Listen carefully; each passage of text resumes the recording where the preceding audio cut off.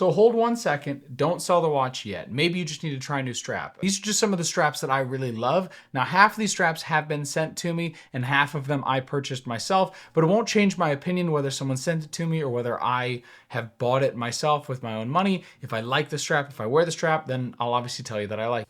All right, so let's take a look first here at the straps. I got way too many. So I really wear a lot of rubber and sailcloth straps, and I'll kind of walk you through each of these different ones and what I wear. This is the Artem Hydroflex. This is their rubber version. It's more of an elevated strap. Obviously, it's a little bit more expensive. We'll be looking at it on the GMT Master 2 Coke, the Omega Speedmaster, the Grand Seiko SBGA 415, and the Rolex Submariner, each of those in different lug widths. You can see I'm putting the 21mm version of the Hydroflex on the Submariner right now. You can see it on my wrist. The tan version of the Artem straps I really like. I wear them both in Deployant and in this Hydroflex. The blue navy, you can see me sizing it from wrist, making sure that I'm putting the bottom on the bottom side. This has a Deployant clasp on it. This Deployant is super comfortable. I wear it all the time just because of how comfortable it is. The rubber hugs my wrist so it doesn't slide around. It's got a spring adjustment, which I kind of like. I prefer a snap closure on a Deployant, but in this rubber version, it makes sense as to why they made it that way. So I wear like this pretty often. When I do wear the Hydroflex, I'll put the Deployant on it. I wear it both in the green and the black every so often as well, although the navy tends to dominate most of the time, but these are the different colors. This is a Barton rubber strap. Now, I hadn't seen Barton that much, but this one's super flexible, super soft, really nice. The outside is a little bit more on the slick end, a little smooth, but nice quick release spring bars. One of those things where I know Barton has been around for a really long time and I haven't checked them out as much as I probably should. And I've only really seen the rubber at this point, but it was really comfortable, really wearable, pretty supple. One of those things where when you want to spend the money and you've got the brand name and they sell it on Amazon, it's kind of hard to deny at least checking them out at some point in time. But the Barton strap, definitely one that I really enjoy. The Artem Sailcloth strap I wear all the time. If you look back at my videos throughout my watch collection, you'll see me wearing it constantly on the Speedmaster, on every other different watch, and I get comments all the time asking what I'm using. This is what I'm using. So the Artem Sailcloth here is really comfortable just because not only the Deployant aspect where you're not wearing the strap down, but also because of how the Deployant is made or how the strap is made. The strap itself has this rubber inside, which is super comfortable. So I wear it because it hugs my wrist. It feels nice. I can sweat in it. It has this stitched layer you can see around each of the holes where the strap connects. That's important because on less expensive sailcloths, you'll see that stitching is missing. Now, these are two very different price points, which I'll talk about a little bit later, but you can see that's one of the key differences. Here's the Artem in black on my wrist, and you can see what it looks like. It's a nice fit. It wears well. Obviously, it looks nice on the watch. This is the tan version on the GMT Master. Again, wears great. I wear it all the time on these different colors. The gray on the Speedmaster here is something I've been wearing a lot of. The Deployant is well finished as well. Here on the StrapsCo Sailcloth, you're gonna see that the general idea is the same. The padded amount is the same. The texture is the same. The inside feels generally the same. Wearability and longevity over time is the question there with those lug holes. Now, StrapsCo also has a lot of other different rubber straps that I use a lot. They're a less expensive option, which I think fits for a lot of people that want a lot of variety. This is their version of basically the Rolex Oyster Flex. It actually adjusts back there in the clasp where each of those gets pinned into the hole. And then obviously it closes just like that. The curved aspect of it makes it look seamless and I think makes it look nice on the watch. Obviously you can get it in white, orange, all sorts of other colors. Honestly, the list is pretty long for rubber straps. This is another version. This has the straight ends versus having the curved ends. This is it on the 21mm version. It doesn't have any taper to it, so it wears a little bit fat.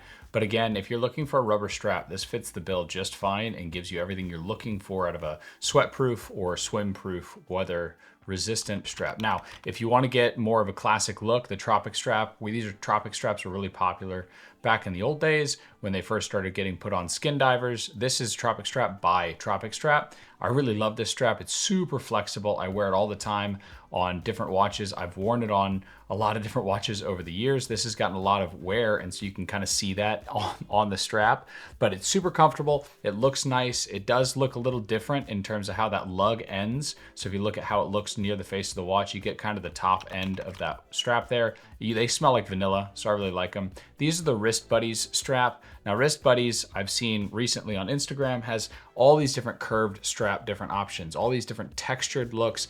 They were also nice enough to send spring bars in these nice little cases as well. I use these cases for watch repairs, so they're actually super useful in terms of holding these tiny little spring bars because they got film on the bottom and film on the top, and they kind of hold it suspended in place. So super useful. Again, just one of those nice little touches. It's nice to see. The curved strap look good on any watch. Now I'll show it here on 20mm versions, but each of these obviously fits the case of the watch. You can see on their website what fits what in both the gray. This is the white with the red streak, which I think looks nice with the GMT hand.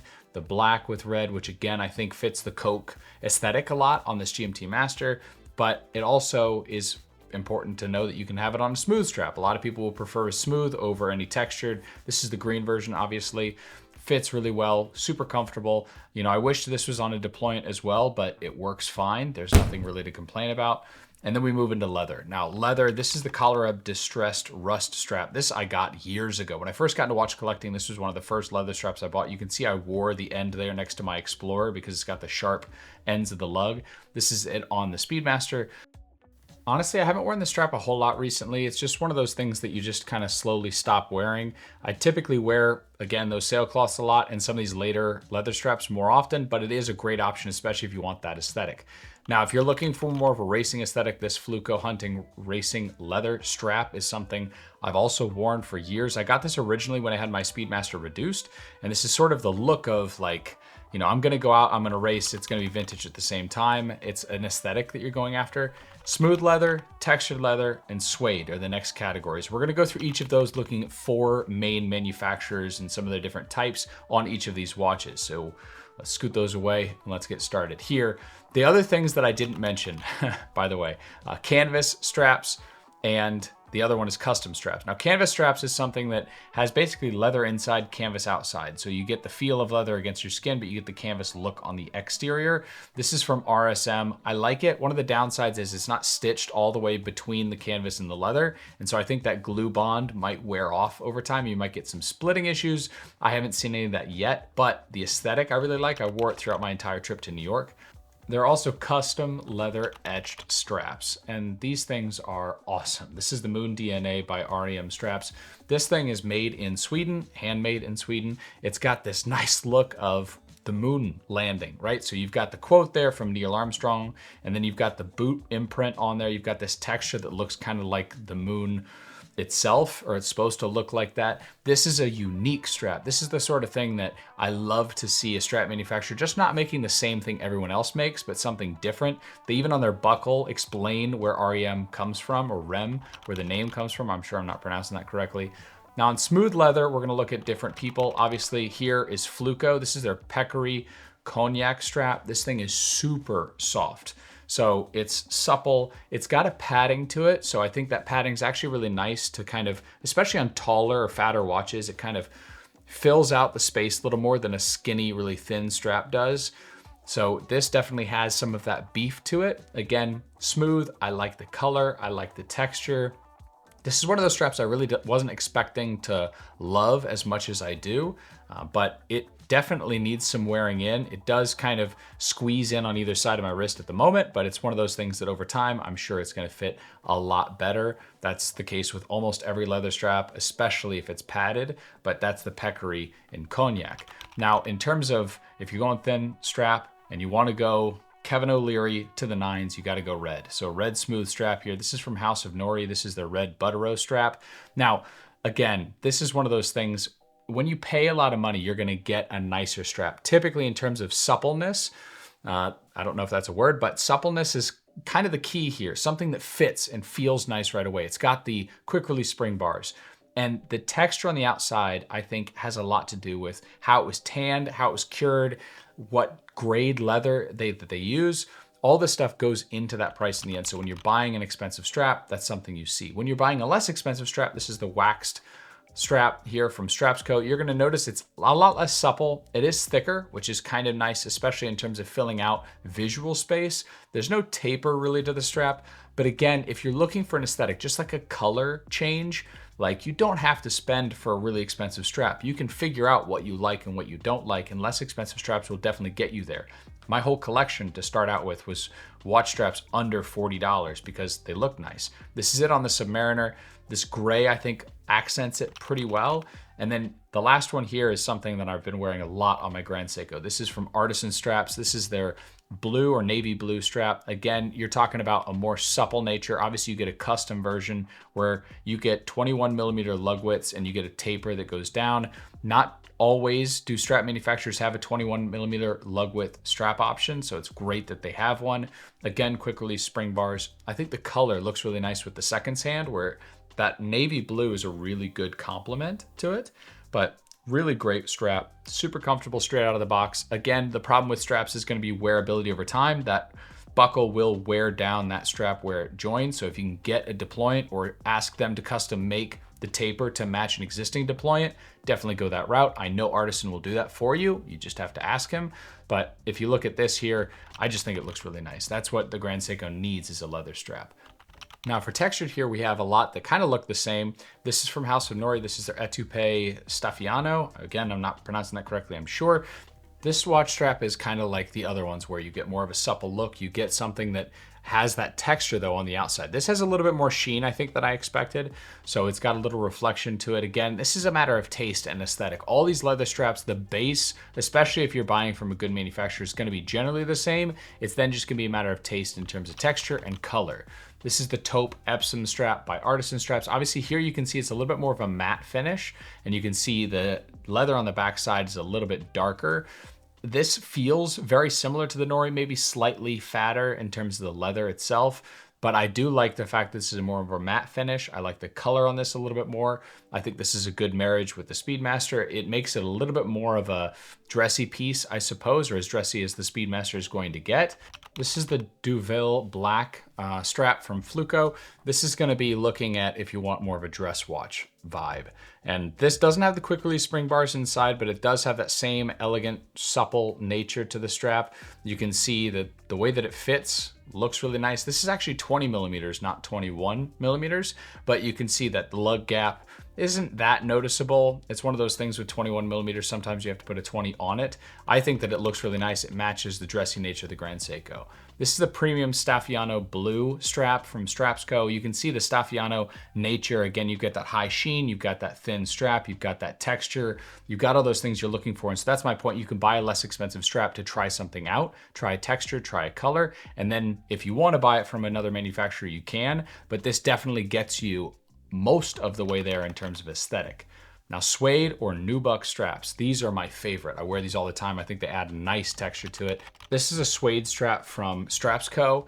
You're looking again at a less expensive strap, but again, getting what you really need out of it. You wanted a suede strap, you want something that has, you know, a good buckle on it, that works, that gives you that aesthetic, gives you that color, gives you that suede look, and is still made from genuine leather. Like StrapsCo is a great way to go, and they have quick release spring bars in there for a great price.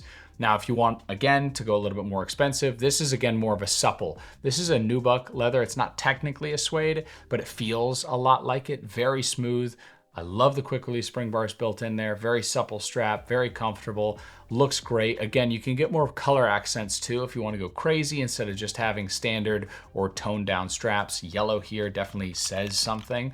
This gray suede is actually a padded version. This is from Artisan Straps. I believe they have it both in padded and not padded, but I think the padded fits the height of where it meets that lugs on the Grand Seiko.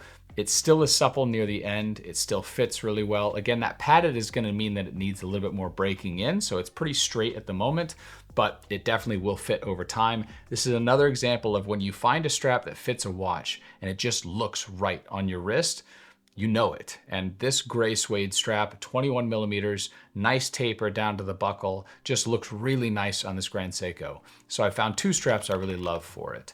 And then you can also get something from Fluco. This is actually a 20mm strap again, but I think it looks still nice on the 21mm version. You can see they went with a different leather here on the inside. It's less tanned, it's a little more soft. And then on the outside, you have the same sort of suede. The buckle's a little different, a little more rounded.